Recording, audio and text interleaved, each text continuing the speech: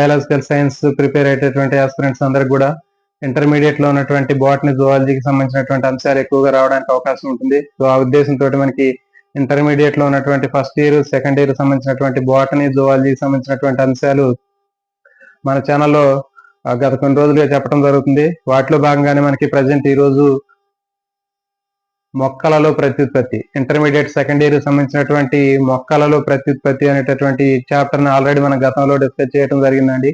మొక్కల్లో జరిగినటువంటి అలైంగిక ప్రత్యుత్పత్తి గురించి నేర్చుకున్నాము. ఇది మొక్కల్లో జరిగేటటువంటి లైంగిక ప్రత్యుత్పత్తి. గతంలో ఇంకా మనకి బ్యాక్టీరియా వైరస్ గురించి కూడా మనం గతంలో క్లాసుల గురించి డిస్కస్ చేయడం జరిగింది.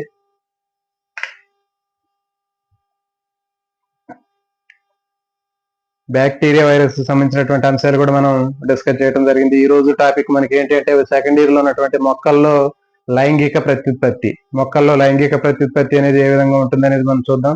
ఇంతకు ముందు దీనికి గతంలో చెప్పినటువంటి క్లాసు మొక్కల్లో అలైంగిక ప్రత్యుత్పత్తి గురించి నేర్చుకున్నాం. దాని తర్వాత మొక్కల్లో లైంగిక ప్రత్యుత్పత్తిలో మనకి ఉండేటటువంటి 3 ముఖ్యమైనటువంటి సంఘటనలు ఉంటాయని చెప్పాం. అదేంటంటే ఫలదీకరణకి ముందుండేటటువంటి సంఘటనలు, ఫలదీకరణ పూర్వ సంఘటనలు, ప్రీ ఫర్టిలైజేషన్ ఈవెంట్, తర్వాత ఫలదీకరణ ఫర్టిలైజేషన్, దాని తర్వాత మూడవది ఫలదీకరణ అనంతర సంఘటనలు, పోస్ట్ ఫర్టిలైజేషన్ ఈవెంట్స్. సో ఈ విధంగా మనకి మొక్కల్లో లైంగిక ప్రత్యుత్పత్తి జరిపేటటువంటి మొక్కల్లో లైంగిక ప్రత్యుత్పత్తికి సంబంధించినటువంటి అంశాల్లో మనకి 3 రకాలైనటువంటి ఈవెంట్స్ ఉంటాయని చెప్పాము దీంట్లో లైంగిక ప్రత్యుత్పత్తిలో.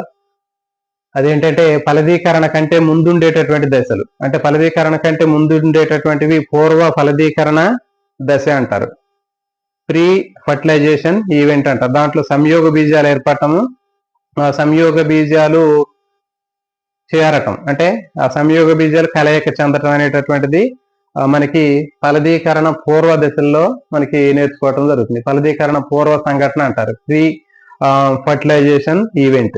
దాని తర్వాత ఫలదీకరణం, అంటే ఫలదీకరణ పూర్వ దశల వరకు మనం గతంలో నేర్చుకోవటం జరిగింది. ఫలదీకరణ పూర్వ సంఘటనల వరకు నేర్చుకున్నాము. దాని తర్వాత నెక్స్ట్ ఈరోజు ఫర్టిలైజేషన్ అంటే ఫలదీకరణ, దాని తర్వాత ఫలదీకరణ అనంతర సంఘటనలు, పోస్ట్ ఫర్టిలైజేషన్ ఈవెంట్స్. ఫలదీకరణ ఏ విధంగా జరుగుతుంది, ఫలదీకరణం జరిగిన తర్వాత ఫలదీకరణ అనంతరం జరిగేటటువంటి సంఘటనలు ఈవెంట్స్ ఎట్లా ఉంటాయి ఏంటి అనేది ఇక్కడ మనం కంప్లీట్ గా డీటెయిల్ గా నేర్చుకుందామండి.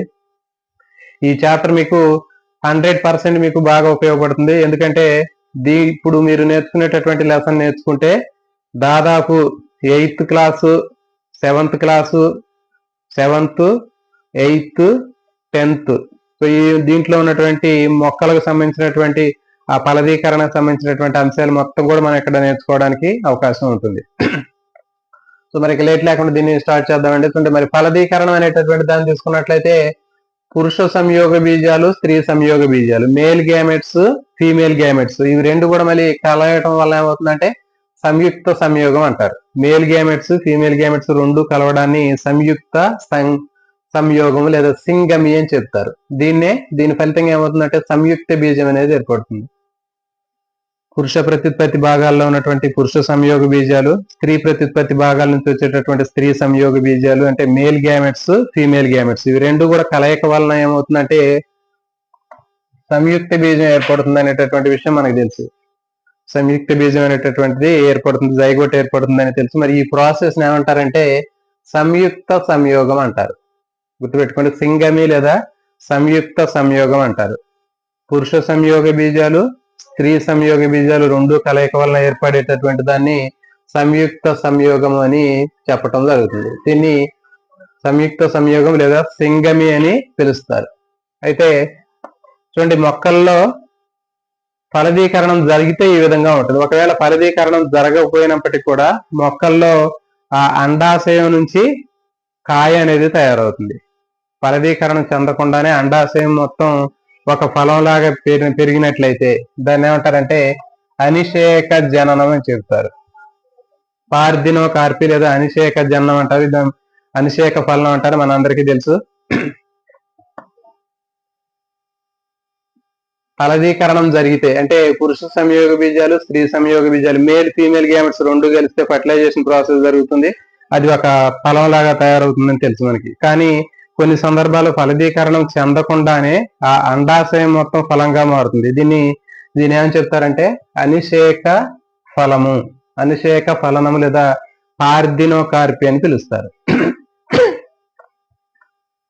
మరి ఫలదీకరణం అనంతరం జరిగేటటువంటి మార్పులు ఏంటి అనేది ఇక్కడ మనం చూద్దాం. చూడండి, శైవలాలు తీసుకున్నట్లయితే శైవలాల్లో పురుష సంయోగ బీజము, స్త్రీ సంయోగ బీజం రెండు కూడా అవి ఎక్కడ కలుస్తాయి అంటే బయట, ఆ మొక్కలకు బయట నీటిలో జరగటం జరుగుతుంది. అంటే ఒక పురుష సంయోగ బీజము, స్త్రీ సంయోగ బీజం, మేల్ ఫీమేల్ గ్యామెట్స్ అవి రెండు కూడా ఎక్కడ కలుస్తాయి అంటే బయట నీటిలో కలుస్తాయి. సో అందుకనే ఇక్కడ ఆ ఫలదీకరణం అనేది ఏదైతే ఉందో ఆ ఫలదీకరణం అనేది నీటిలో జరుగుతుంది, గుర్తుపెట్టుకోండి. శైవలాలు శైవలాలు తీసుకున్నట్లయితే శైవలాల్లో మాత్రం పురుష సంయోగ బీజాలు, స్త్రీ సంయోగ బీజాలు రెండు కూడా ఎక్కడ కలుస్తాయి అంటే ఆ నీటిలో కలుస్తాయి. ఆ విధంగా మరి ఫలదీకరణం అనేటటువంటిది ఫర్టిలైజేషన్ ప్రాసెస్ అనేది ఆ మొక్కలకు బయట జరుగుతుంది కాబట్టి దీన్ని ఏమంటారంటే బాహ్య ఫలదీకరణ అంటారు. ఎక్స్టర్నల్ ఫర్టిలైజేషన్ అని పిలవటం జరుగుతుంది. ఇంపార్టెంట్ గుర్తుపెట్టుకోండి. మొక్కలలో బాహ్య ఫలదీకరణ జరిగేటటువంటి ఆ సమూహానికి ఉదాహరణ ఏది అంటే శైవలాలు. ఇంపార్టెంట్ అండి ఇది. శైవలాల్లో ఫలదీకరణ అనేది బయట జరుగుతుంది, అంటే నీటిలో జరుగుతుంది. మొక్కలో ఉన్నటువంటి పురుష భాగాల నుంచి పురుష సంయోగ బీజాలు మేల్ గ్యామెట్స్, స్త్రీ ప్రత్యుత్పత్తి భాగాల నుంచి స్త్రీ సంయోగ బీజాలు ఫీమేల్ గ్యామెట్స్, ఇవి రెండు కూడా బయటకు వస్తాయి. బయటకు వచ్చిన తర్వాత నేలల్లో అవి రెండు కూడా కలుస్తాయి. మరి ఆ నేలల్లో కలవటం వల్ల ఏమవుతుందంటే అక్కడ ఫలదీకరణం అనేది ఏమని చెప్తారంటే దాన్ని బాహ్య ఫలదీకరణం అని చెప్పడం జరుగుతుంది. External fertilization. ఈ ఎక్స్టర్నల్ ఫర్టిలైజేషన్ కి ఎగ్జాంపుల్ ఏది అంటే శైవలాలు. తర్వాత శిలీంధ్రాలు, బ్రయోఫైటా, టెరిడోఫైటా, ఆవృత బీజాలు, వివృతి బీజాల్లో అంతర్ఫలదీకరణం జరుగుతుంది. గుర్తుపెట్టుకోండి, శిలీంధ్రాలు, బ్రయోఫైటా, టెరిడోఫైటా, ఆవృత బీజాలు, వివృతి బీజాలు వీటన్నింటిలో కూడా మరి ఫలదీకరణం అనేటటువంటిది ఎక్కడ జరిగిద్ది అంటే ఆ స్త్రీజీవి యొక్క లోపలి భాగంలో జరుగుతుంది. సో కాబట్టి దీన్ని ఏమంటారంటే అంతర ఫలదీకరణం అంటారు. ఇంటర్నల్ ఫర్టిలైజేషన్, ఇంటర్నల్ ఫర్టిలైజేషన్ అంతర ఫలదీకరణ అని చెప్పడం జరుగుతుంది. గుర్తుపెట్టుకోండి, అంతర ఫలదీకరణం అనేటటువంటిది ఏ సమూహాల్లో ఉంటుందంటే శిలీంధ్రాల్లో ఉంటది, బ్రయోఫైటాలో ఉంటది, టెరిడోఫైటాలో ఉంటది, ఆవృత బీజాల్లో ఉంటది, వివృతి బీజాల్లో ఉంటది. సో వీటన్నింటిలో కూడా ఉండేటటువంటిది ఏది అంటే అంతర ఫలదీకరణ, ఇంటర్నల్ ఫర్టిలైజేషన్ అనేది ఉంటుంది. తర్వాత బాహ్య ఫలదీకరణ అనేది శైవల సమూహాల్లో ఆల్గేలో ఉంటుంది. ఇది ఇంపార్టెంట్. మరి ఫలదీకరణ సందర్భంలో పురుష సంయోగ బీజాలు ఏవైతే ఉన్నాయో మేల్ గ్యామెట్స్ ఇవి కదులుకుంటూ స్త్రీ సంయోగ బీజం దగ్గరికి రావడం జరుగుతుంది. జనరల్ గా ఇవి కదిలే స్థితిలో ఉంటాయండి, గుర్తుపెట్టుకోండి. పురుష స్త్రీ సంయోగ బీజాల్లో ఎక్కువగా స్థిరంగా ఉండేవి స్త్రీ సంయోగ బీజాలు ఫీమేల్ గ్యామెట్స్, కదులుతూ ఉండేటటువంటివి పురుష సంయోగ బీజాలు మేల్ గ్యామెట్స్. ఇది ఫలదీకరణం. తర్వాత మరి ఫలదీకరణం తర్వాత జరిగేటటువంటి మార్పులు ఎట్లా ఉంటాయో ఒకసారి చూద్దాం. దానికంటే ముందు ఇప్పుడు నేర్చుకున్న దాని గురించి సింపుల్ గా చూద్దాం. స్త్రీ పురుష సంయోగ బీజాలు మేల్ ఫీమేల్ గ్యామెట్స్ కలవడాన్ని ఏమంటారంటే సంయుక్త బీజం అంటారు. ఈ రెండు కలిసినప్పుడు సంయుక్త బీజము జైగోట్ అనేది ఫామ్ అవుతుంది. ఈ పురుష స్త్రీ సంయోగ బీజాలు మేల్ ఫీమేల్ గ్యామెట్స్ కలిసేటటువంటి ప్రాసెస్ ఏమంటారంటే సంయుక్త సంయోగం అంటారు. ఆ సంయుక్త సంయోగం వలన సంయుక్తి బీజం అనేది ఏర్పడుతుంది. సంయుక్తి బీజం ఏర్పడటం అనేటటువంటిది శైవలాలు తీసుకున్నట్లయితే నీటిలో జరుగుతుంది. శైవలాల్లో మేల్ ఫీమేల్ గ్యామెట్స్ అనేది నీటిలో రావడం జరుగుతుంది. నీటిలో ఆ మేల్ ఫీమేల్ గ్యామెట్స్ అనేది కలవటం జరుగుతుంది. దీన్ని బాహ్య ఫలదీకరణ అంటారు, ఎక్స్టర్నల్ ఫర్టిలైజేషన్. తర్వాత శిలీంధ్రాలు, బ్రయోఫైటా, టెరిడోఫైటా, ఆవృత బీజాలు, వివృతి బీజాల్లో మొత్తం కూడా మనకి ఈ ఫలదీకరణ అనేటటువంటి ప్రాసెస్ మొత్తం కూడా మొక్క లోపల భాగంలో జరుగుతుంది. అంటే ఏంటి, ఫీమేల్ మొక్క భాగంలో లోపల జరుగుతుంది కాబట్టి దీన్ని ఇంటర్నల్ ఫర్టిలైజేషన్, అంతర్ ఫలదీకరణ అని చెప్పడం జరుగుతుంది.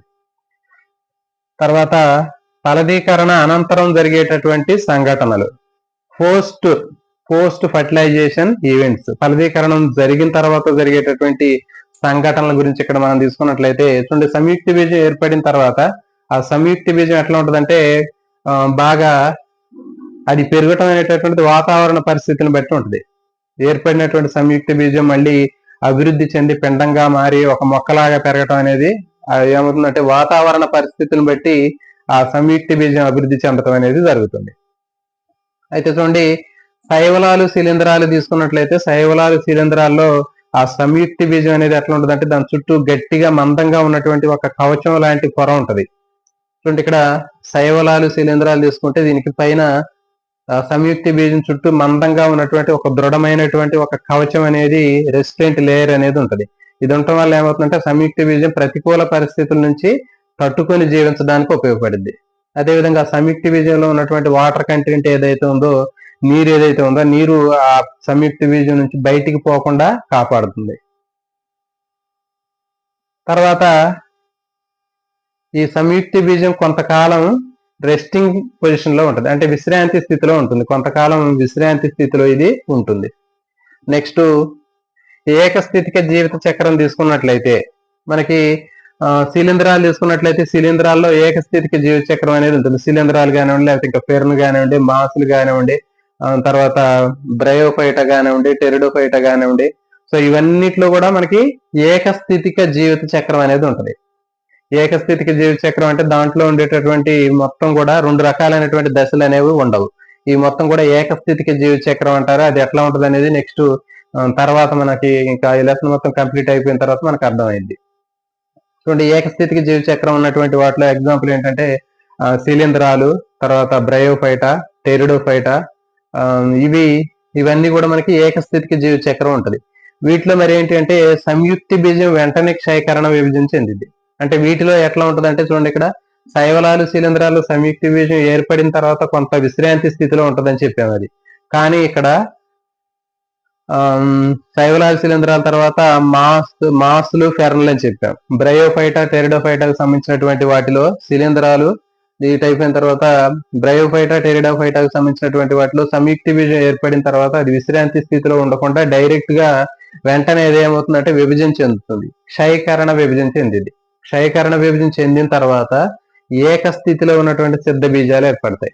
ఆ ఏకస్థితిలో ఉన్నటువంటి సిద్ధ బీజాలు మళ్ళీ మొలకెత్తి ఏకస్థితిక జీవులుగా పెరగటం జరుగుతుంది. ఫర్ ఎగ్జాంపుల్ మాస్ మొక్కలు కానివ్వండి, లేకపోతే బ్రయోఫైటా, టెరిడోఫైటాకు సంబంధించినటువంటి వాటిలో ఏకస్థితిలో ఉన్నటువంటి సిద్ధ బీజాలు ఏర్పడతాయి. అవి మొలకెత్తిన తర్వాత వెంటనే మళ్ళీ ఏకస్థితిక మొక్కలుగా అవి పెరగటం జరుగుతుంది. సో కాబట్టి ఇవి ఏకస్థితిక జీవిత చక్రం కలిగినటువంటి వాటిలో సంయుక్త బీజం అనేది విశ్రాంతి స్థితి లేకుండా డైరెక్ట్ గా వెంటనే క్షయకరణ విభజన చెందుతుంది. క్షయకరణ విభజన చెందిన తర్వాత ఏకస్థితిక సిద్ధ బీజాలు ఏర్పడతాయి.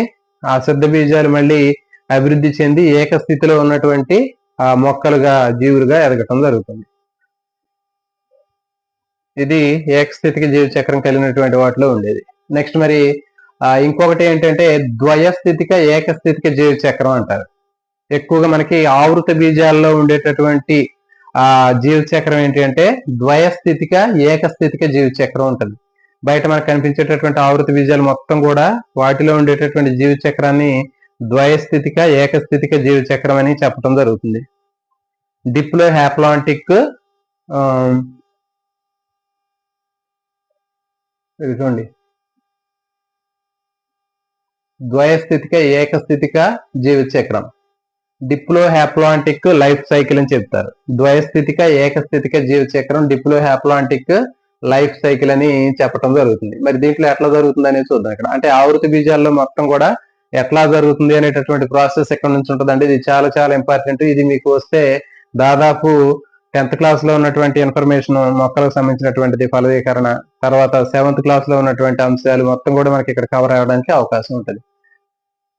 ఇక చూడండి, సంయుక్త బీజం అనేది ఆ తర్వాత పెరిగేటటువంటి మొక్కకి గతంలో ఉన్నటువంటి మొక్కకి మధ్య ఒక కనెక్టింగ్ లింక్ లాగా ఉంటుంది. అది రెండింటిని కలిపేటటువంటి కనెక్టింగ్ లింక్ గా చెప్పవచ్చు సంయుక్త బీజం అనేది.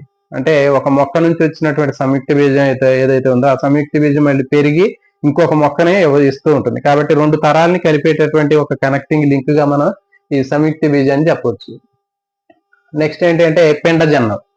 ఫలదీకరణ అనంతరం జరిగేటటువంటి సంఘటనలో పోస్ట్ ఫర్టిలైజేషన్ ఈవెంట్స్ లో ఉండేటటువంటి ముఖ్యమైనటువంటి అంశం ఏంటి అంటే పిండ జననం, ఎంబ్రియోజెన్సిస్ అంటారండి. ఇది కూడా చాలా చాలా ఇంపార్టెంట్. మరి పిండ జననం లేదా ఎంబ్రియోజెన్సిస్ అనేది తీసుకున్నట్లయితే సంయుక్త బీజం నుంచి పిండం అభివృద్ధి చెందే వరకు ఉండేటటువంటి వివిధ రకాలైనటువంటి దశలు మొత్తాన్ని కలిపి పిండ జననం అని చెప్పడం జరుగుతుంది. ఎంబ్రియోజెన్సిస్ అంటారు. సంయుక్త బీజం ఏర్పడిన తర్వాత అది విభజనలు చెంది ఒక పిండంగా ఏర్పడి అది పెరిగి పెద్దదయ్యి ఆ పిండాభివృద్ధి మొత్తం కంప్లీట్ అయ్యే వరకు ఉండేటటువంటి ప్రాసెస్ ని పిండ జననం అని చెప్తారు. మరి అయితే ఈ పిండ జననం జరిగేటప్పుడు ఏం జరుగుతుందంటే చూడండి, ఫస్ట్ ఒక సంయుక్త బీజం అనేది ఏకకణ స్థితిలో ఉంటుందని చెప్పాము. సంయుక్త బీజం అనేది ఏక స్థితిలో ఉంటుందని చెప్పాము. మరి ఏక స్థితిలో ఉన్నటువంటి ఆ సంయుక్త బీజము విభజనలు చెందింది. అంటే ఒకే కణంలాగా ఉన్నటువంటి సంయుక్త బీజము విభజన చెంది 1 2 కణాలు 2 4 8 16 అట్లా మల్టిపుల్ సెల్స్ తయారైన తర్వాత ఆ కణాలన్నీ కూడా కొన్ని కణాల సముదాయం లాగా ఏర్పడుతుంది. ఆ కణాల సముదాయం లాగా ఏర్పడిన తర్వాత మనకి దాన్ని ఏమంటారంటే కణాల విభేదనం అంటారు. అంటే మళ్ళీ అనేక కణాలు తయారైన తర్వాత కణాల సమూహం అనేది ఏర్పడుతుంది. చూడండి, విభేదనం చెందుతాయి. చాలా కణాల సమూహం ఏర్పడిన తర్వాత అవి కొన్ని కణాలు ఒక గ్రూపుగా కొన్ని కణాలు ఇంకో గ్రూపుగా ఏర్పడిన తర్వాత మనకి టిష్యూస్ అనేవి తయారైతాయి. అంటే కణజాలాలు తయారైతాయి, తర్వాత అవయవాలు తయారైతాయి, కంప్లీట్ గా ఒక మొక్క గాని ఒక జీవి అనేది తయారవుతుంది. కాబట్టి ఇక్కడ చూడండి, సంయుక్త బీజంలో ఈ పిండ జననంలో సంయుక్త బీజం అనేది అభివృద్ధి చెందిన తర్వాత ఒక కణం నుంచి 2 4 8 అట్లా మల్టిపుల్ సెల్స్ తయారైన తర్వాత కొన్ని కణాల సమూహం ఏర్పడి ఆ కణాల సమూహము విభేదనం చెందింది. అంటే ఫస్ట్ అన్ని ఒకే రకమైనటువంటి కణాలు ఉంటాయి, కానీ తర్వాత ఏమైతే ఒక్కొక్క గ్రూప్ సెల్స్ ఒక్కొక్క రకమైనటువంటి సెల్స్ గా డివైడ్ అవుతాయి. దాన్ని ఏమంటారంటే విభేదనం అంటారు. కణ విభేదనం అనేది జరుగుతుంది. విభేదనం చెందటం వల్ల రకరకాలైనటువంటి కణజాలాలు రకరకాలైనటువంటి అవయవాలు భాగాలు ఏర్పడి ఒక కొత్తగా ఉన్నటువంటి ఒక మొక్క అనేది లేదా ఒక జీవి అనేది ఏర్పడుతుంది. ఈ విధంగా విభేదనం వలన కొన్ని కణజాలాలు ఏర్పడతాయి, టిష్యూస్, దాని నుంచి కొన్ని ఆర్గాన్స్ కొన్ని అవయవాలు ఏర్పడతాయి, ఫైనల్ గా ఒక కంప్లీట్ గా ఒక మొక్క అనేది తయారవుతుంది. ఇక్కడ చూడండి, పుష్పించే మొక్కల్లో ఉండేటటువంటి ఫలదీకరణ సంయుక్త బీజం ఏర్పడటం మొత్తం కూడా అండం లోపల జరుగుతుంది. పుష్పించేటటువంటి మొక్కలు తీసుకున్నట్లయితే పుష్పించే మొక్కల్లో ఫలదీకరణం కానివ్వండి, లేకపోతే సంయుక్త బీజం ఏర్పడటం కానివ్వండి, పిండం యొక్క అభివృద్ధి చెందటం కానివ్వండి, ఈ ప్రాసెస్ మొత్తం కూడా ఎక్కడ జరిగిద్ది అంటే చూడండి అండం లోపల జరిగిద్ది. అండాశయం లోపల ఉన్నటువంటి అండంలో జరుగుతుంది. అంటే ఇప్పుడు మనం నేర్చుకునేటటువంటి ప్రాసెస్ ఏదైతే ఉందో పిండ జననం అని చెప్పాం కదా, ఈ ప్రాసెస్ మొత్తం కూడా ఎక్కడ జరుగుతుంది అంటే అండాశయం లోపల ఉన్నటువంటి అండం లోపల జరుగుతుంది. సో మరి అది ఎట్లా ఉంటుందో చూద్దాం. చూడండి, మరి ఇప్పుడు పుష్పం తీసుకున్నట్లయితే పుష్పంలో స్త్రీ ప్రత్యుత్పత్తి భాగం తీసుకున్నట్లయితే దాంట్లో మనకి అండకోశం అని తెలుసు మనకి. ఇది అండకోశం. అండకోశంలో 3 భాగాలు ఉంటాయి. అవేంటి? అండాశయము, కీలము, కీలాగ్రం. ఇది చూడండి, ఇది మొత్తం కలిపి అండకోశం. ఇది ఈ అండకోశంలో అండాశయము, కీలము, కీలాగ్రం 3 భాగాలు ఉంటాయి. అయితే దీంట్లో అండాశయం లోపల అండం అనేది ఉంటది. ఈ అండాలు అనేవి 1 ఉండొచ్చు, లేకపోతే 2 ఉండొచ్చు, 3 ఉండొచ్చు, 10 ఉండొచ్చు, 100 ఉండొచ్చు, 500 ఉండొచ్చు. సో కాబట్టి గుర్తుపెట్టుకోండి, మొత్తాన్ని కలిపి స్త్రీ ప్రత్యుత్పత్తి భాగాన్ని మొత్తాన్ని కలిపి ఏమంటారు అంటే అండకోశం అంటారు.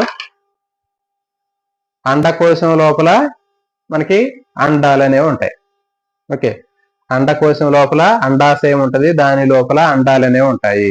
అయితే కొన్ని మొక్కల్లో ఒకే అండం ఉంటుంది, మరి కొన్నిట్లో ఎక్కువ అండాలు అనేవి ఉంటాయి. అయితే చూడండి, ఫర్ ఎగ్జాంపుల్ మామిడికాయ ఉందనుకోండి, మామిడికాయలో ఇది మొత్తం అండకోశం. అండకోశం అనుకుంటే ఈ భాగం అండకోశం లోపల ఇక్కడ ఉబ్బి ఉన్నటువంటి భాగం ఏమంటారంటే అండాశయం అంటారు, ఓవరి. ఆ ఓవరి అనేటటువంటి అండాశయం లోపల అండాలు అనేవి ఉంటాయి. ఈ అండాలు అనేవి 1 ఉండొచ్చు, 2 ఉండొచ్చు, 4 ఉండొచ్చు. ఫర్ ఎగ్జాంపుల్ మనకి మామిడికాయ అయితే కేవలం మనకి ఒకే మామిడికాయ ఒక టెంక లోపల ఉంటుంది, కాబట్టి ఆ అండాశయం లోపల ఉన్నటువంటి అండాలు అనేవి ఎన్ని ఉన్నాయి? 1 ఉందని అర్థం. చిక్కుడుకాయ ఉందనుకోండి, దాంట్లో ఒక 4 గింజలు ఉంటాయి. ఆ చిక్కుడుకాయ మొత్తం కూడా అండాశయం అయితే ఆ అండాశయంలో ఉన్నటువంటి అండాలు అనేవి ఎన్ని గింజలు ఉంటే అన్ని అండాలలాగా మనం ట్రీట్ చేయొచ్చు. ఫర్ ఎగ్జాంపుల్ మనకి ఒక ములక్కాయ ఉందనుకోండి, 10 గింజలు ఉంటాయి. ఆ 10 గింజలు ఉన్నటువంటి ములక్కాయ మొత్తం కూడా అండాశయం. అండాశయంలో ఉన్నటువంటి 10 గింజలు ఉంటే దాంట్లో ఎన్ని అండాలు ఉన్నట్లు అంటే 10 అండాలు ఉండట్లు. సో కాబట్టి అండాశయం అనేది కాయలాగా మారుతుంది. అండాశయంలో ఎన్ని అండాలు ఉంటే అన్ని విత్తనాలు అనేవి తయారవుతాయి. చూడండి, మరి ఫలదీకరణం జరిగిన తర్వాత ఒక కాయ లేదా పండు తయారైన తర్వాత రక్షక పత్రావళి రాలిపోతుంది, ఆకర్షక పత్రావళి రాలిపోతుంది, కేసరావళి రాలిపోతుందండి. ఇవన్నీ కూడా రాలిపోయే భాగాలే. పుష్పంలో ఉండేటటువంటి రక్షక పత్రావళి, ఆకర్షక పత్రావళి, కేసరావళి ఈ 3 కూడా రాలిపోతాయి. కేవలం అండాశయంలో ఉన్న అండకోశంలో ఉన్నటువంటి అండాశయం మాత్రమే ఉంటుంది. చూడండి ఇది కూడా రాలిపోయింది. ఇది మొత్తం కలిపి అండకోశం. అండకోశంలో ఏముంటాయి అంటే అండాశయము, కీలము, కీలాగ్రం ఉంటాయి. ఫలదీకరణం జరిగిన తర్వాత అండాశయం మాత్రమే ఉంటది. ఇది అండాశయం మాత్రమే ఉంటది. కీలము, కీలాగ్రం అనేవి రాలిపోవటం జరుగుతుంది. అయితే కొన్ని సందర్భాల్లో రక్షక పత్రావళి అనేది ఒక ఆ పండుతో పాటు ఉంటదండి. ఫర్ ఎగ్జాంపుల్ మనం వంకాయ తీసుకున్నాం అనుకోండి, వంకాయలో కింద ఆ కాయకి ఒక తొడిమ లాంటిది కనిపిస్తూ ఉంటుంది. మరి ఆ తొడిమలాగా ఉన్నటువంటిది ఏంటి అంటే అది రక్షక పత్రావళి. టమాటా కూడా మనకు కనిపిస్తూ ఉంటుంది తొడిమ లాంటిది. సో కాబట్టి కొన్నింట్లో ఆ రక్షక పత్రావళి మనకి స్పష్టంగా కనిపిస్తూనే ఉంటుంది.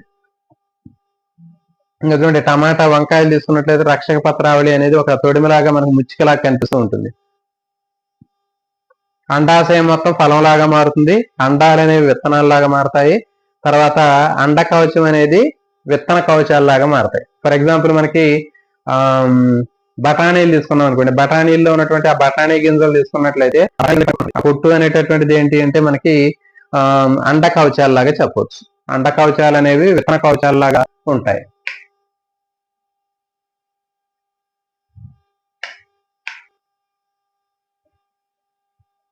అది ఫలకవచము. ఫలకవచం అనేది రక్షణ కోసం ఉపయోగపడుతుంది. ఫలకవచం అనేది రక్షణ కోసం ఉపయోగపడుతుంది. ఫర్ ఎగ్జాంపుల్ మనకి ఉమ్మెత్తకాయ ఉందనుకోండి, ఆ ఉమ్మెత్తకాయలో ఉన్నటువంటి పైన బాగా మందంగా ఉన్నటువంటి ఆ కాయకి పొట్టులాగా ఉంటది. ఆ పొట్టులాగా ఉన్నటువంటిది ఏంటి అంటే ఆ కాయని రక్షించడానికి ఇది ఉపయోగపడుతుంది. ఇది రక్షణ కోసం ఉపయోగపడుతుంది అండ ఫలకవచం అనేది.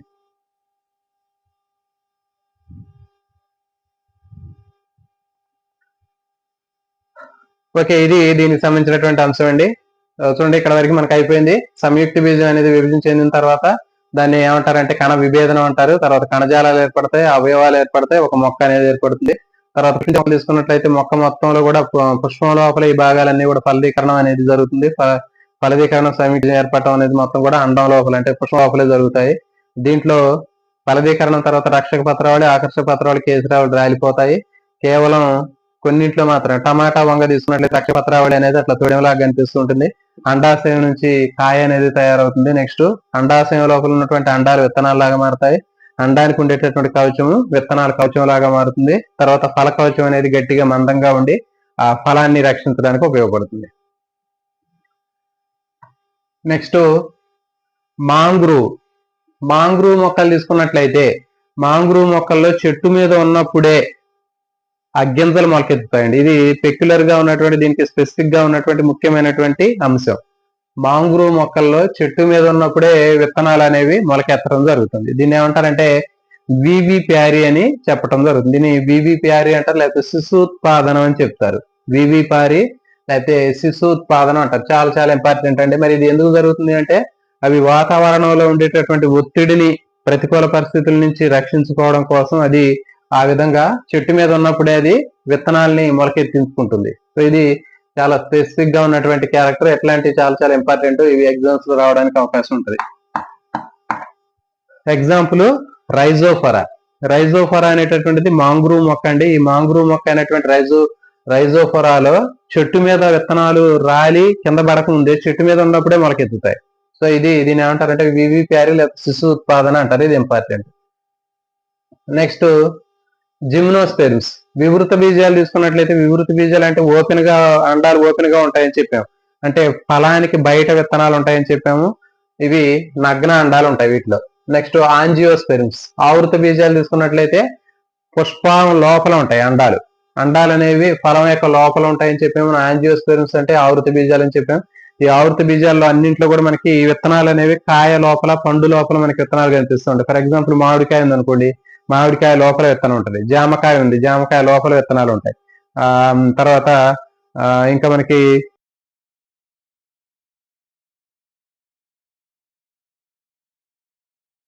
ఏదైనా సరే ఏ పండు తీసుకున్నా మనకి చిక్కుడుకాయ ఉందనుకో లోపల విత్తనాలు ఉంటాయి. సో కాబట్టి ఇక్కడ మనకి గుర్తుపెట్టుకోండి, ఆంజియోస్పెర్మ్స్ లో అన్నింటిలో కూడా విత్తనాలు అనేవి పండు లోపల ఉంటాయి. కానీ వివృత బీజాల్లో మాత్రం జిమ్నోస్పెర్మ్స్ అనేటువంటి జీవిమాలు అని చెప్పిన మనం. జిమ్నోస్పెర్మ్స్ అంటే వివృత, అంటే వి అంటే ఓపెన్, అంటే అండాలు అనేవి నగ్నంగా బయట ఉంటాయి. తర్వాత చిన్న మొక్కలు తీసుకున్నట్లయితే ఉల్ఫియా అనేటటువంటి అతి చిన్న మొక్క దగ్గర నుంచి అతి పెద్ద మొక్క అయినటువంటి యూకలిప్టస్ అనేటటువంటి బాగా 100 మీటర్ల హైట్ ఉంటది. ఆ మొక్క వరకు కూడా ఈ ప్రత్యుత్పత్తి అనేది ఈ విధంగా జరుగుతూనే ఉంటుంది. ఇక్కడ తీసుకున్నట్లయితే మరి ఆ స్త్రీ పురుష ప్రత్యుత్పత్తి భాగాలు తీసుకున్నట్లయితే పురుష ప్రత్యుత్పత్తి భాగాన్ని కేసరావళి అంటారండి. మన అందరికీ తెలుసు, 7th క్లాస్ నుంచి వస్తుంది ఇది. ఇక్కడ చూడండి మొత్తం కంప్లీట్ గా ఇక్కడ ఉంటుంది దీనికి సంబంధించింది.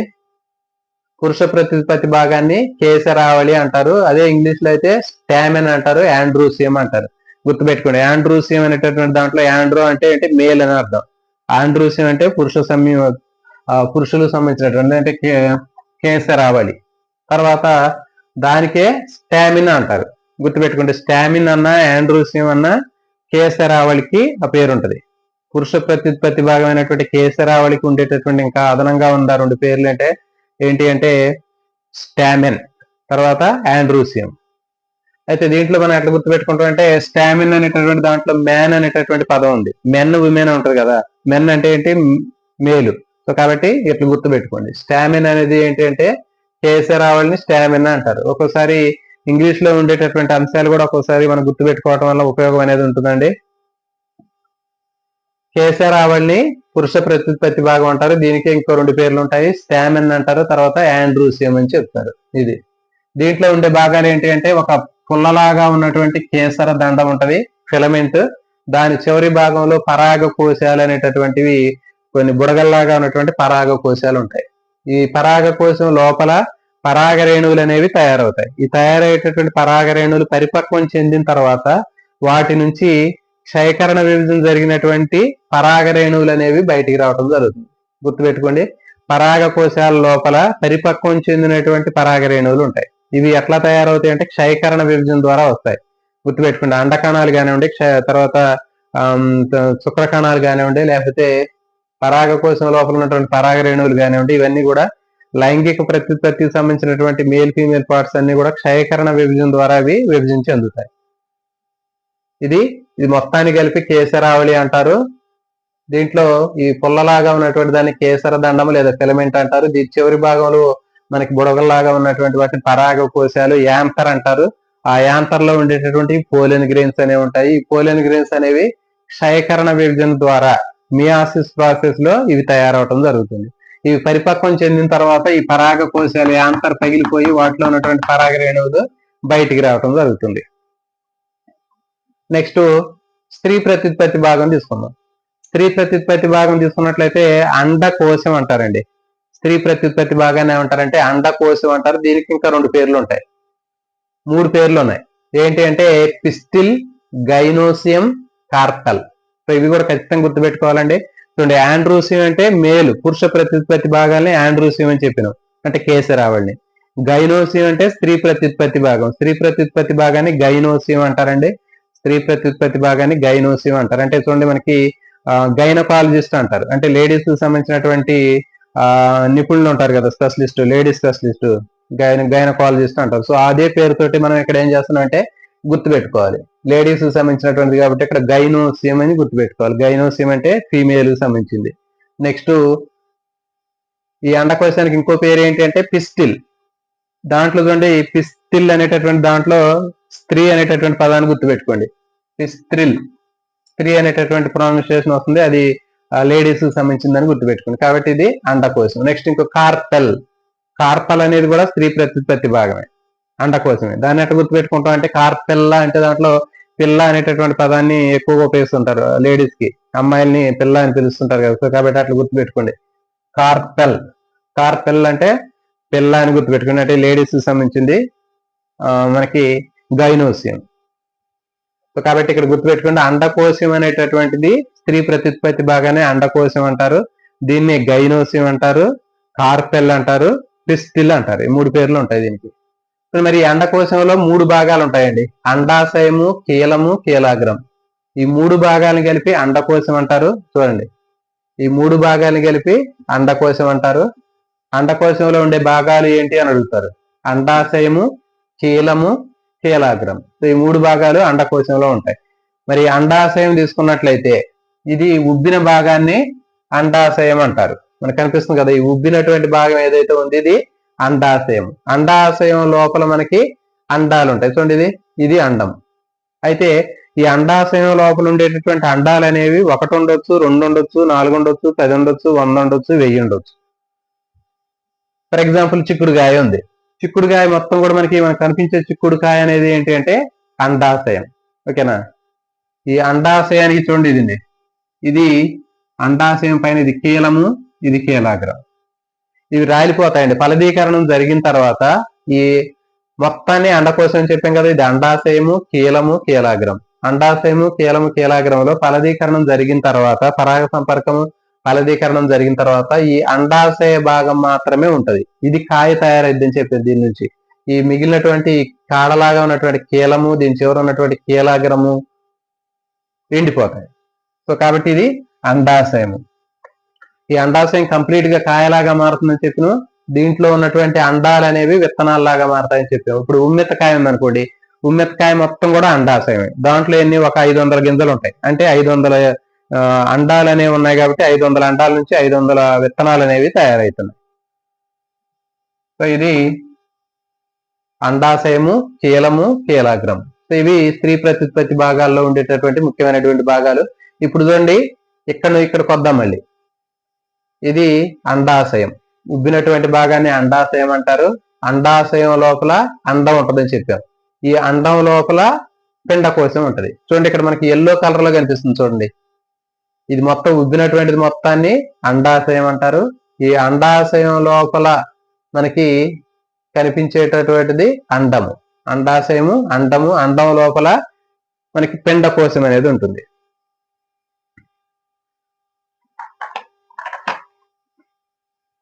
ఫర్ ఎగ్జాంపుల్ ఇక్కడ వేద్దాం మనం.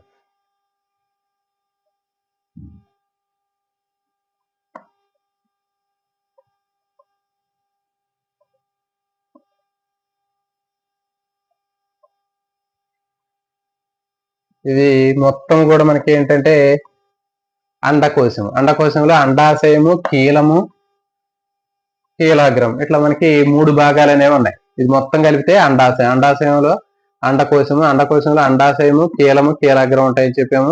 మరి ఈ 2 భాగాలు కూడా కేవలం అండాశయం మాత్రమే ఫలదీకరణం జరిగిన తర్వాత ఉంటుంది. తర్వాత కీలము, కీలాగ్రము రాలిపోతాయి. ఇవి 2 చూడండి, ఇది అండాశయం,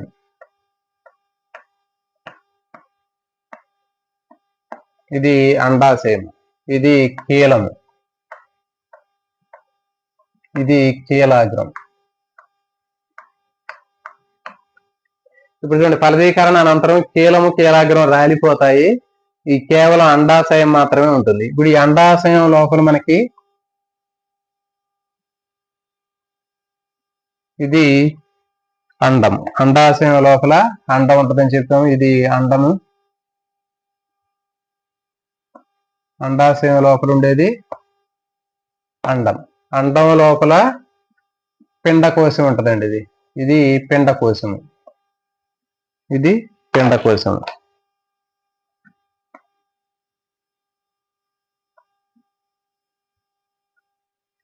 ఈ మొత్తం పార్ట్ అండాశయం.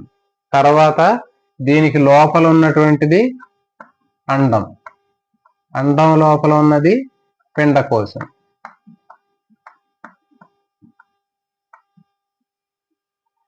అండాశయము, దాని తర్వాత అండము, దాని లోపల అండం లోపల పిండకోశం ఉంటది. మరి ఈ పిండకోశం అనేటటువంటిది దీంట్లో ఎట్లా ఉంటది అనేది చూద్దాం. ఈ పిండకోశంలో మనకి చూడండి, అండం లోపల ఉన్నటువంటి పిండకోశానికి ఏమని పేరు ఉంటుందంటే స్త్రీ సంయోగ బీజం అంటారండి. దీన్ని ఇది అండం లోపల ఉండేటటువంటి పిండకోశం కదా, పిండకోశం. ఈ పిండకోశాన్ని స్త్రీ సంయోగ బీజం అంటారు. స్త్రీ సంయోగ బీజము లేకపోతే ఫీమేల్ గ్యామటోఫైట్ అంటారు. దీన్ని ఫీమేల్ గ్యామటోఫైట్ అంటారు, పిండకోశము అంటారు. ఇది మొత్తం అండాశయము. అండాశయం లోపల ఇది అండము. అండం లోపల మనకి ఈ భాగం మొత్తం కూడా మనకి పిండకోశం. ఇది పిండకోశం అండి. ఈ పిండకోశానికి పేరు ఏంటి అంటే స్త్రీ సంయోగ బీజం అంటారు. ఫీమేల్ గ్యామెటోఫైట్ అంటారు, స్త్రీ సంయోగ బీజం అంటారు. దీంట్లోనే ఈ పిండకోశంలోనే మనకి 7 కణాలు 8 కేంద్రకాలు ఉంటాయని చెప్పాం. అయితే మనం ఆల్రెడీ గతంలో మనం ఒకసారి చెప్పాము, ఈ ఎట్లా తయారవుతుందంటే ఈ స్త్రీ సంయోగ బీజంలో ఉన్నటువంటి కణాలు ఎట్లా ఏర్పడతాయంటే ముందు ఒక కణం నుంచి 2 కణాలు ఏర్పడతాయి. దీని నుంచి ఒకటి, దీని నుంచి 2 వస్తాయి. మళ్ళీ ఇది ఒకసారి, దీని నుంచి 2, దీని నుంచి 2, తర్వాత దీని నుంచి 2, దీని నుంచి 2. సో ఇట్లా 3 సార్లు విభజన చెందుతుంది. స్త్రీ సంయోగ బీజం అనేది 3 సార్లు, స్త్రీ సంయోగ బీజ కణం 3 సార్లు విభజన చెందటం వల్ల మొత్తం 8 కణాలు ఏర్పడతాయి. 8 కణాల్లో ఒక కణం అనేది నశించిపోతుందండి. ఒక కణం నశించిపోయిన తర్వాత మిగిలినటువంటి 7 కణాలు మనకి ఇక్కడ 3 సమూహాలుగా ఉంటాయి. ఆ 3 సమూహాలు ఏంటి అంటే చూడండి, ఇక్కడ ఆల్రెడీ మనం చెప్పాం. ఇక చూడండి, ఈ పిండకోశంలో మొత్తం 7 కణాలు ఉంటాయని చెప్పాం. ఆ 7 కణాల్లో మనకి కింద, అన్నిటికంటే కింద ఉన్నటువంటి కణాన్ని అండ కణం అంటారు, ఎగ్ సెల్ అంటారు. ఆ అండ కణానికి పక్కన ఉన్నటువంటి 2 కణాలని ఏమంటారంటే సహాయక కణాలు లేదా సినర్జిడ్స్ అంటారు. ఇవి 2 కూడా సహాయక కణాలు లేదా సినర్జిడ్స్ అంటారు. తర్వాత ఈ పిండకోశాలు పైన ఉన్నటువంటి భాగాల్లో మనకి 3 కణాలు ఉంటాయి. వాటిని ప్రతిపాదిత కణాలు, యాంటీపోడల్ సెల్స్ అంటారు. ప్రతిపాదిత కణాలు లేదా యాంటీపోడల్ సెల్స్ అంటారు. తర్వాత పిండకోశంలో మధ్యలో మనకి ఒక కణం కనిపిస్తుంది. సెంటర్ భాగంలో ఉన్నటువంటి ఆ సెల్ ఏమంటారంటే సెంట్రల్ సెల్ అంటారు, కేంద్ర కణము అంటారు. లేకపోతే దానికి ఇంకో పేరు ఏంటంటే ద్వితీయ కేంద్రక కణము అంటారు. దాంట్లో 2 ధ్రువ కేంద్రకాలు ఉంటాయి. చూడండి, ఇది మధ్యలో ఉండేటటువంటి దాన్ని ఏమంటారంటే కేంద్ర కణము, సెంట్రల్ సెల్స్ అంటారు. సెంట్రల్ సెల్ అంటారు, కేంద్ర కణం అంటారు. దీనికి ఇంకో పేరు ఏంటంటే సెకండరీ న్యూక్లియర్ సెల్, ద్వితీయ కేంద్రక కణం అంటారు. ద్వితీయ కేంద్రక కణంలో 2 ధ్రువ కేంద్రాలు అనేవి కనిపిస్తూ ఉంటాయి. ఇటువంటి దీంట్లో 2 ధ్రువ కేంద్రకాలు అనేవి కనిపిస్తున్నాయి. చూడండి, మరి పిండకోశం యొక్క ప్రత్యేకత ఏంటి అంటే పిండకోశంలో 7 కణాలు ఉంటాయి, 8 కేంద్రకాలు ఉంటాయి. ఇది చాలా ప్రత్యేకత కలిగినటువంటి అంశం అండి. పిండకోశం యొక్క ప్రత్యేకత ఏంటి అంటే 7 కణాలు ఉంటాయి, 8 కేంద్రకాలు అనేవి ఉంటాయి. ఎట్లా ఉన్నాయంటే చూడండి, ఇక్కడ ఇది స్త్రీ బీజ కణం, దీంట్లో ఒక కేంద్రకం ఉంది. దీని పక్కన 2 సహాయక కణాలు ఉన్నాయి, సినర్జిడ్స్. ఒక్కొక్క దాంట్లో ఒక్కొక్క కేంద్రకం ఉంది. తర్వాత ఇక్కడ ప్రతిపాదిత కణాలు, యాంటీపోడల్ సెల్స్, పైన 3 కణాలు ఉంటాయని చెప్పాం. ఒక్కొక్క దాంట్లో ఒక్కొక్క కేంద్రకం ఉంది. ఓకేనా? సో ఇప్పుడు 3, 3, 6 కణాలు అయినాయండి. ఒక్కొక్క దాంట్లో ఒక్కొక్క కేంద్రకం ఉంది. కానీ మధ్యలో ఉన్నటువంటి కేంద్ర కణం ఏదైతే ఉందో సెంట్రల్ సెల్ ద్వితీయ కేంద్రక కణం అని కూడా చెప్పాం మనం. ద్వితీయ కేంద్రక కణంలో 2 కేంద్రకాలు అనేవి ఉన్నాయి. 2 ధ్రువ కేంద్రాలు అనేవి కనిపిస్తున్నాయి. 2 ధ్రువ కేంద్రకాలు అనేవి దీంట్లో కనిపిస్తున్నాయి. సో కాబట్టి పిండకోశం ప్రత్యేకత ఏంటంటే 7 కణాలు 8 కేంద్రకాలు అనేటటువంటి దీని ప్రత్యేకత. దీంట్లో మీకు అడగడానికి అవకాశం ఉన్నటువంటి బిట్ ఏంటి అంటే పిండకోశంలో 2 కేంద్రకాలు కలిగినటువంటి లేకపోతే ద్వయ స్థితిలో ఉన్నటువంటి కణం ఏది అని అడుగుతారు. స్త్రీ బీజ కణము, సహాయక కణాలు, ప్రతిపాదిత కణాలు, తర్వాత కేంద్రక కణం లేకపోతే ద్వితీయ కేంద్రక కణం. సో దీంట్లో సరైన సమాధానం ఏంటి అంటే ఇది మధ్యలో ఉన్నటువంటి ధ్రువ కేంద్రకం అని చెప్పొచ్చు, లేకపోతే ద్వితీయ కేంద్రక కణం అయినా ఇదే. ద్వితీయ కేంద్రక కణము లేదా ద్వితీయ కేంద్రక కణము లేకపోతే కేంద్రక కణం, సెంట్రల్ సెల్స్. ఈ సెంట్రల్ సెల్ అనేటటువంటి ఈ మధ్యలో ఉన్నటువంటి దాంట్లో 2 కేంద్రకాలు అనేవి ఉన్నాయి. అంటే ద్వయ స్థితిలో ఉన్నటువంటి కణం అది. మిగిలినటువంటి అన్ని కూడా ఒకే కేంద్రకం ఉంది, ఇవి ఏకస్థితిలో ఉన్నాయి. సో కాబట్టి 7 కణాలు 8 కేంద్రకాలు ఉన్నటువంటి పిండకోశం అనేది ఉంది. సో ఇప్పుడు ఫలదీకరణ ఏ విధంగా జరుగుతుంది అనేది చూద్దాం. చూడండి, ఫలదీకరణ ఏ విధంగా జరుగుతుంది అనేది మనం గతంలో కూడా 10th క్లాస్ లో నేర్చుకున్నాం. సో ఇక్కడ కూడా దాదాపు అదే మనకు కనిపించింది. ఎట్లా జరుగుతుంది అనేది చూద్దాం.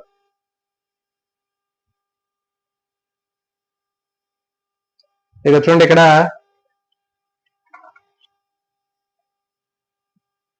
ఇది అండకోశం. అండకోశంలో అండాశయము, కీలము, కీలాగ్రం అని చెప్పి కీలాగ్రం మీద పరాగరేణువులు అనేవి ఇక్కడికి వచ్చి చేరతాయి. కేసరావళి మీద ఉన్నటువంటి పరాగ రేణువులు కీలాగ్రం మీదకి వచ్చి చేరడాన్ని ఏమంటారు అంటే పరాగ సంపర్కం అంటారు. మనకు తెలుసు. అంటే ఇక్కడ చూడండి, కేసరావళి పరాగ కోశాల్లో ఉన్నటువంటి పరాగ రేణువులు కీలాగ్రం మీద వచ్చి చేరటాన్ని పరాగ సంపర్కం అంటారు, పాలినేషన్ అంటారు. మరి అయితే ఆ పాలినేషన్ జరిగిన తర్వాత ఏం జరుగుతుంది అంటే చూడండి, ఇక్కడ కీలాగ్రం మీద చక్కెర పదార్థం అనేది విడుదలవుతుంది. కొంచెం తీయగా ఉండేటటువంటి చక్కెర పదార్థం విడుదలవుతుంది. ఆ విడుదలైనటువంటి చక్కెర పదార్థంతో ఏమవుతుందంటే ఆ పరాగ రేణువు దాన్ని తీసుకొని చక్కెర పదార్థాన్ని తీసుకొని ఉబ్బుతుంది. ఉబ్బిన తర్వాత ఏమవుతుంది, దాని నుంచి ఒక పరాగ నాళం అనేది తయారవుతుంది. చూడండి, ఫర్ ఎగ్జాంపుల్ ఇట్లా ఉంది, ఇక్కడ తీసుకుందాం. ఇది పరాగ రేణువు. ఇక్కడ చక్కెర పదార్థాన్ని పీల్చుకొని ఉబ్బి దాని నుంచి ఒక చిన్న గొట్టాన్ని ఏర్పడుతుంది. దాన్ని పరాగ నాళం అని చెప్తారు. ఈ పరాగ నాళం అనేది ఇట్లా కిందికి వచ్చింది. దీంట్లో నుంచి పరాగ నాళము ఈ కీలం ద్వారా కిందికి ప్రయాణం చేసిద్ది. కిందికి ప్రయాణం చేసి అండం లోపల ఉన్నటువంటి పిండ కోశంలోకి వెళ్ళిద్దిట.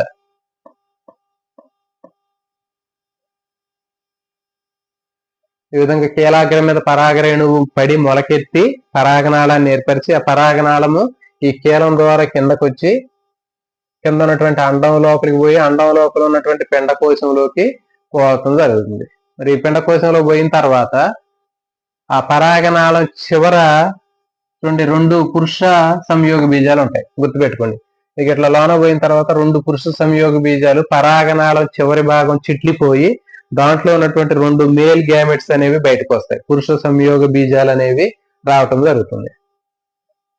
ఇదిగోండి ఇక్కడ వేసింది చూడండి. ఇక్కడ ఈ పరాగనాళము లోపలికి పోయిన తర్వాత పిండకోశంలో పోయిన తర్వాత పిండకోశంలో పోయినటువంటి పరాగనాళము చివర చిట్లిపోయి దాని చివర ఉన్నటువంటి 2 పురుష సంయోగ బీజాలు మేల్ గ్యామెట్స్ రిలీజ్ అవుతాయి. ఆ 2 మేల్ గ్యామెట్స్ లో ఒకటి చూడండి ఇక్కడ స్త్రీ బీజ కణంతో కలిసి ఫలదీకరణం చెంది సంయుక్త బీజం అనేది ఏర్పడుతుంది. ఇది మొదటి ఫలదీకరణ. చూడండి, గుర్తుపెట్టుకోండి. పరాగనాళము పిండకోశంలోకి పోయిన తర్వాత చివరి భాగం చిట్లిపోయి దాంట్లో ఉన్నటువంటి 2 పురుష సంయోగ బీజాలు మేల్ గ్యామెట్స్ అనేవి బయటకు వస్తాయి. బయటకు వచ్చిన తర్వాత ఒక మేల్ గ్యామెట్ ఒక పురుష సంయోగ బీజం అనేది ఆ పిండకోశంలో ఉన్నటువంటి అండకణంలో ఉన్నటువంటి కేంద్రకంతో కలిసినప్పుడు ఫలదీకరణం జరిగి సంయుక్త బీజం ఏర్పడుతుంది. ఇదే పిండంగా ఎదిగి తర్వాత ఒక విత్తనంలాగా మొలకెత్తుతుంది. విత్తనంలాగా మారి తర్వాత అది మొలకెత్తుంది ఈ భాగము. తర్వాత ఈ పరాగనాళం చివర ఇంకొక పురుష కేంద్రకం ఉంటుందని చెప్పా, మేల్ గ్యామెట్. ఆ మేల్ గ్యామెట్ ఇక్కడ పోయింది చూడండి. ఆ రెండో మేల్ గ్యామెట్ మధ్యలో ఉన్నటువంటి కేంద్ర కణము లేదా ద్వితీయ కేంద్ర కణం ఏదైతే ఉందో దానిలో పోయి దాంట్లో ఉన్నటువంటి 2 ధ్రువ కేంద్రకాలతోటి కలిసిపోద్ది. 2 ధ్రువ కేంద్రకాలతో కలిసిపోయినప్పుడు ఇక్కడ ఇంకొక ఫలదీకరణం జరిగింది. సో దీన్ని ఈ విధంగా ఆవృత బీజాల్లో 2 ఫలదీకరణాలు జరుగుతాయి. దీన్ని డబుల్ ఫర్టిలైజేషన్ లేకపోతే ద్విఫలదీకరణ అంటారు. చాలా చాలా ఇంపార్టెంట్ అండి, గుర్తుపెట్టుకోండి. ఆవృత బీజాల్లో 2 ఫలదీకరణాలు జరుగుతాయి. మొదటి ఫలదీకరణము ఇక్కడ అండంలో జరుగుతుంది. తర్వాత రెండవ ఫలదీకరణము కేంద్ర కణము లేదా ద్వితీయ కేంద్ర కణంలో జరుగుతుంది. ఈ విధంగా 2 ఫలదీకరణాలు జరగడాన్ని ఏమంటారంటే డబుల్ ఫర్టిలైజేషన్ అని చెప్తారు.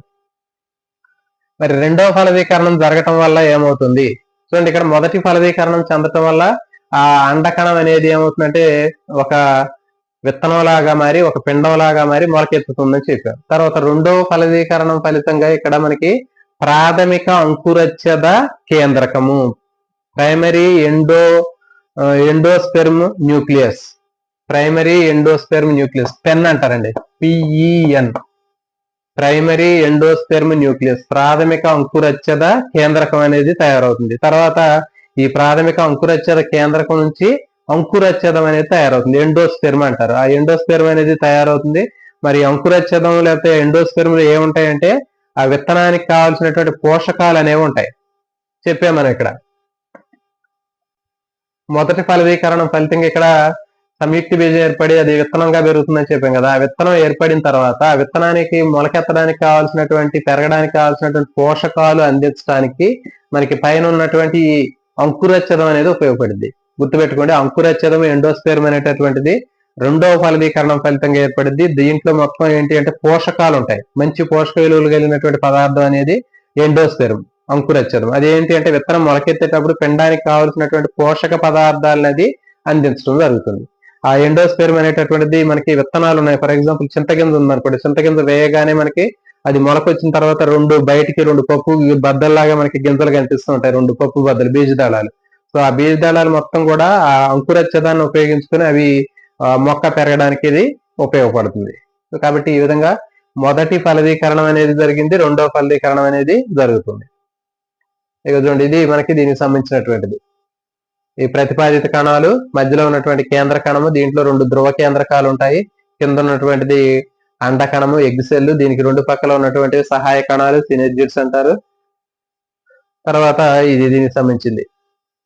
ఇప్పుడు చూడండి, చెప్పాం మనం లాస్ట్ లో ద్వయస్థితిక ఏకస్థితిక జీవిత చక్రం అని చెప్పాం, డిప్లో హ్యాప్లాంటిక్ లైఫ్ సైకిల్ అని చెప్పాం. ఆవృత బీజాల్లో ఉండేటటువంటి ఆ జీవిత చక్రాన్ని ఏమంటారంటే డిప్లో హ్యాప్లాంటిక్ లైఫ్ సైకిల్ అంటారు. అంటే ఏంటంటే ఇది మొత్తం కూడా ద్వయస్థితిలో ఉంటది.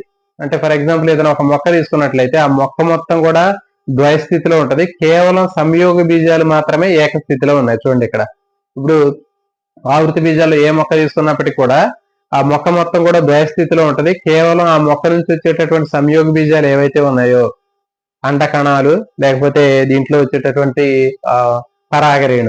పరాగరేణువులు, అండాలు మాత్రమే ఏకస్థితిలో ఉన్నాయి. కాబట్టి మనకి మొక్క మొత్తాన్ని కలిపి ఏమంటారంటే సిద్ధ బీజద దశ అంటారండి. చాలా చాలా ఇంపార్టెంట్, గుర్తుపెట్టుకోండి. ఇప్పుడు మనకి బయట ఆవృత బీజాల్లో కనిపించేటటువంటి అన్ని మొక్కల్లో కూడా ఆవృత బీజాల్లో మళ్ళీ మనకి ద్విదళ బీజాలు, ఏకదళ బీజాలు ఉంటాయని చెప్పాం కదా. కాబట్టి మనం బయట కనిపించే మొత్తం కూడా ఏ మొక్కనైనా తీసుకోవచ్చు. ఏ మొక్కను తీసుకున్నప్పటికీ కూడా దాంట్లో 2 దశలు ఉంటాయి.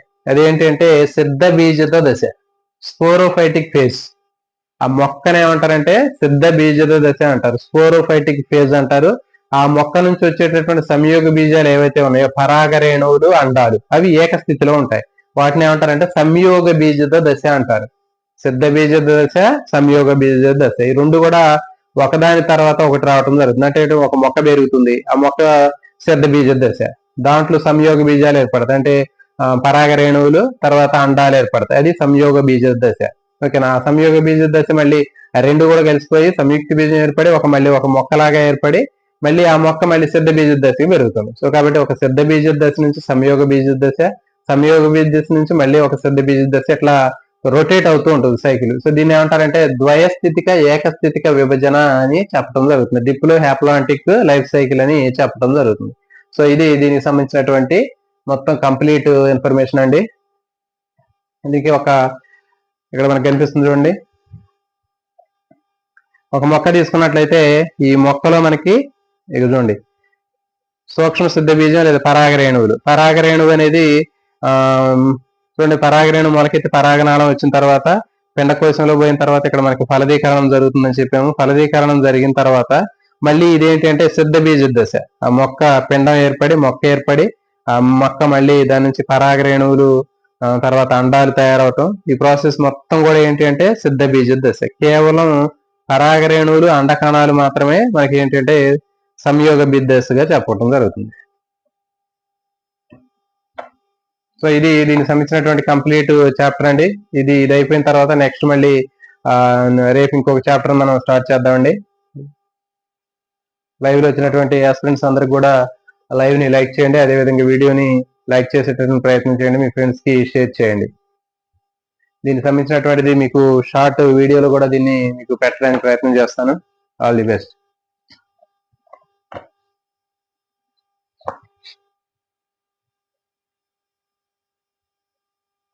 చూడండి, మనకి కనిపిస్తుంది దాంట్లో ఆ మొక్క కనిపిస్తుంది కదా, మొక్క అనేది సిద్ధ బీజ దశ.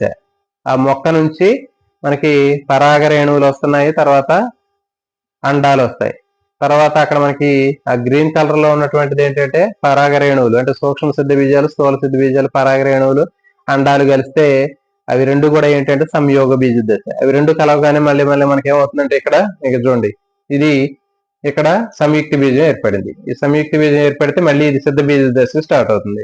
ఇది మళ్ళీ పిండం మొలకెత్తిన తర్వాత మళ్ళీ దీని నుంచి ఒక మొక్క ఏర్పడటం, మళ్ళీ ఆ మొక్క నుంచి మళ్ళీ పరాగరేణువులు, తర్వాత సూక్ష్మ స్థూల సిద్ధ బీజాలు ఏర్పడటం, తర్వాత మళ్ళీ వీటి నుంచి ఇవి కలవటం. సో ఇది ప్రాసెస్ అండి. దీన్ని చూస్తే మనకి అర్థమవుతుంది ద్వయస్థితిక దశ, ఏకస్థితిక దశ. ఈ మొక్క మొత్తాన్ని కూడా మనం ద్వయస్థితిక దశ అని చెప్తారు. తర్వాత ఇది మొత్తం కూడా ఏకస్థితిక దశ, ద్వయస్థితిక ఏకస్థితిక దశ, లేకపోతే సిద్ధ బీజద సంయోగ బీజ దశ. ఇది సిద్ధ బీజ దశ, ఇది సంయోగ బీజ దశ. సంయోగ బీజ దశ అనేది ఏకస్థితిలో ఉంటది. సిద్ధ బీజ దశ అనేది ద్వయ స్థితిలో ఉంటుంది.